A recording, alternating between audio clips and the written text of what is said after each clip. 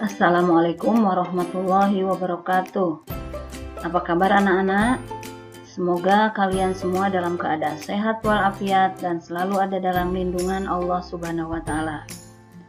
Anak-anak, pertemuan kali ini kita akan membahas materi kelas 6, tema 8, Bumiku, subtema 1, perbedaan waktu dan pengaruhnya, dan muatan pelajarannya ilmu pengetahuan alam.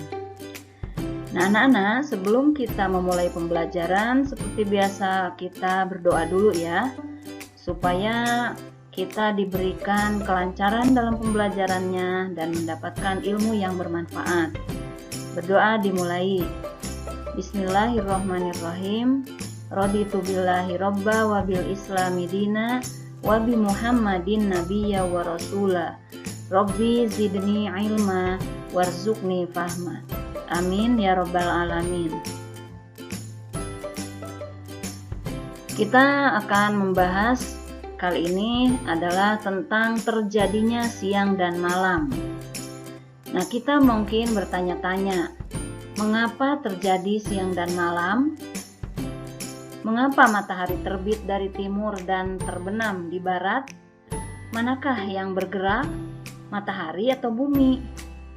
Nah, untuk lebih memahaminya, mari kita bahas bersama. Ada dua jenis perputaran bumi. Yang pertama rotasi bumi dan yang kedua adalah revolusi bumi. Rotasi bumi. Apa itu rotasi bumi? Rotasi bumi adalah perputaran bumi pada porosnya yang berujung pada kutub utara dan selatan.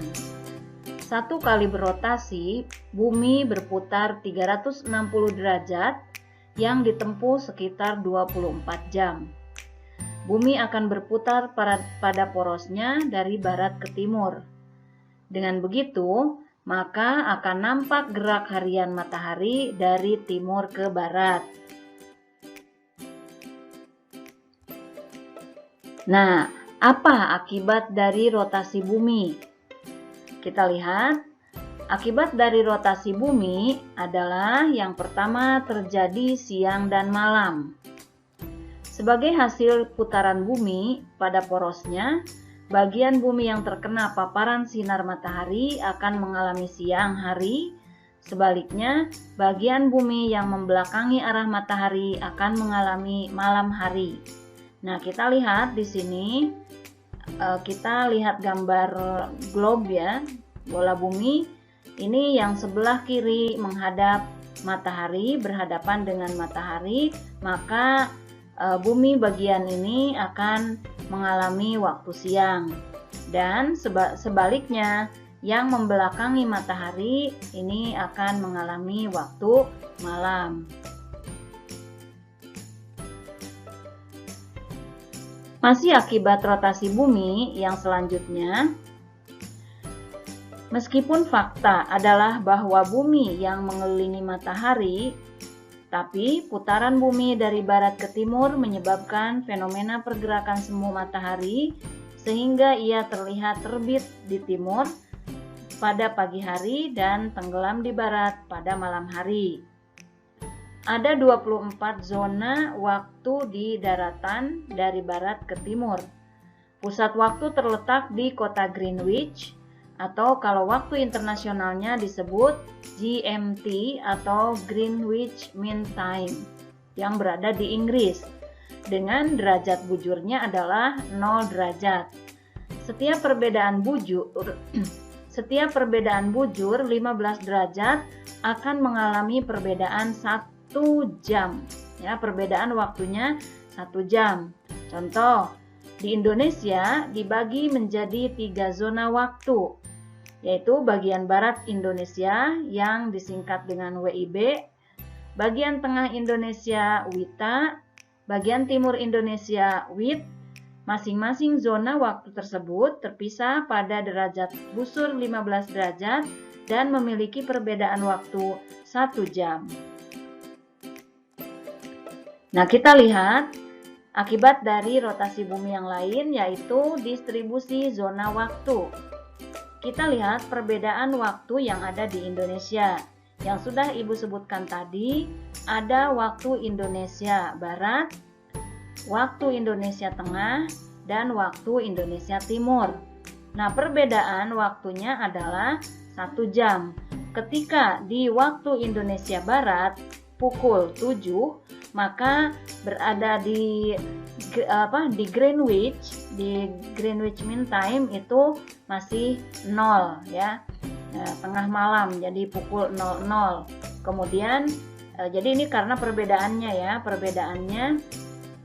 Jadi kalau di WITA waktu Indonesia Tengah itu bedanya 8 jam, kalau di WIT bedanya 9 jam. Ini perbedaan dengan Greenwich Mean Time. Nah, sedangkan perbedaan antara WIB, WITA dan WIT itu berbeda 1 jam. Misalnya di Batu Sangkar, nih perbedaannya kita lihat. Batu Sangkar, Sumatera Barat, pukul 19 waktu Indonesia Barat. Ini pukul 19 itu berarti pukul 7 ya. Nah, Buyung menyendok nasi dan sayur ke piringnya. Buyung dan keluarganya makan malam bersama, menikmati masakan ibu. Pada waktu makan malam, mereka biasa bertukar cerita tentang kegiatan hari itu. Buyung bersyukur agar ayah jarang pulang malam dari tempatnya bekerja. Waktu makan malam selalu menjadi waktu keluarga yang dinanti. Nah, ini keberadaan di mana? Di Batu Sangkar, Sumatera Barat. Sedangkan di Mamuju, Sulawesi Barat, yaitu pukul 8, pukul 20.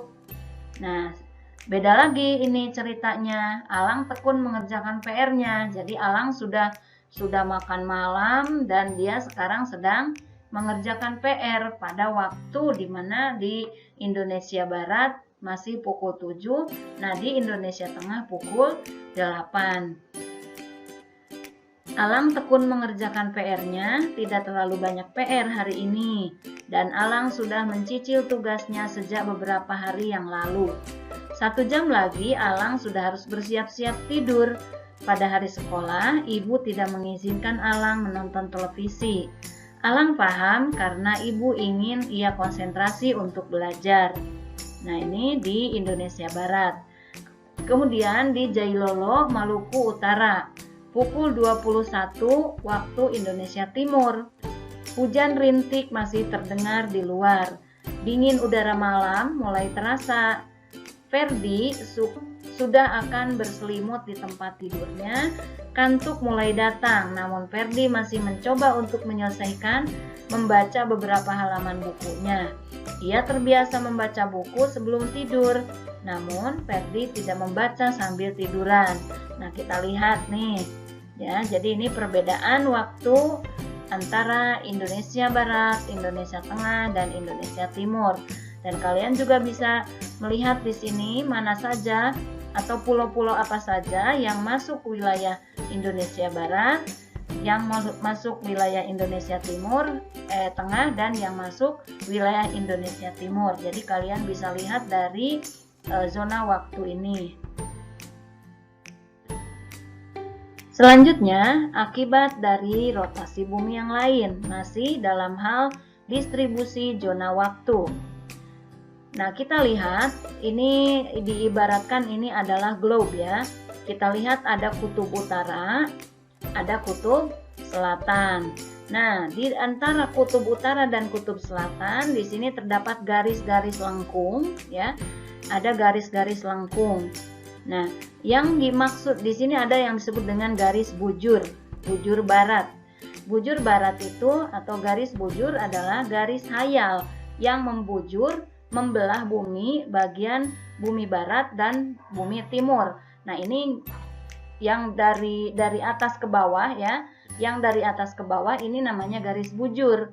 Jadi garis bujur itu adalah garis yang membelah atau garis hayal yang membujur dan membelah bumi dari belahan bumi barat dan belahan bumi timur. Nah, ini yang dari atas ke bawah ya.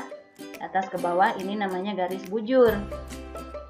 Sedangkan yang dari barat ke timur ini, nah dari barat ke timur, lengkungnya ini disebut garis lintang. Nah, garis lintang itu apa? Garis lintang adalah garis hayal horizontal yang melingkari bumi. Garis lintang dibedakan menjadi dua, yaitu lintang utara dan lintang selatan.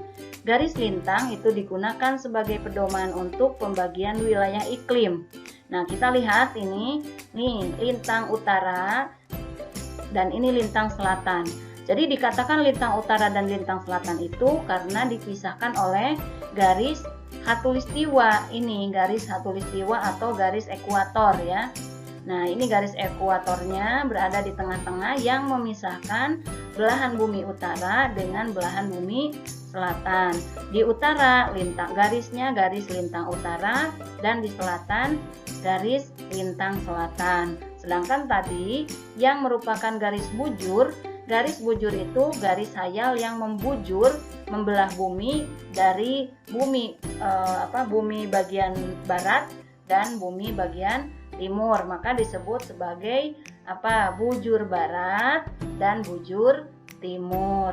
Nah, kalian harus paham tentang garis-garis ini ya. Sekarang yang kedua adalah perputaran bumi yang disebut dengan revolusi bumi.